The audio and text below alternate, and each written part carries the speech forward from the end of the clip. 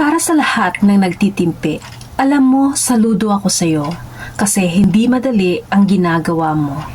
Ang ikalma ang iyong sarili kahit gusto mo nang sumabog sa galit. Ang itikom ang iyong bibig kahit gusto mo nang sumigaw kahit saglit.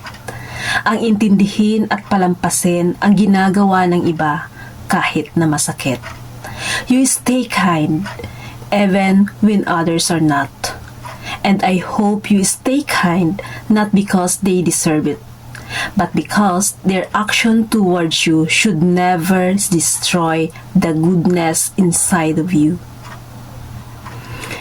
Hindi lugi ang taong umiintindi at hindi talo ang taong nagpapasensya at nagtitimpi. Balang araw ikaw ay aani, hindi mula sa iyong pagganti, kundi mula sa iyong pagiging mabuti. Leave justice in God's hands and let Him continue to bless the works of your hand. God bless.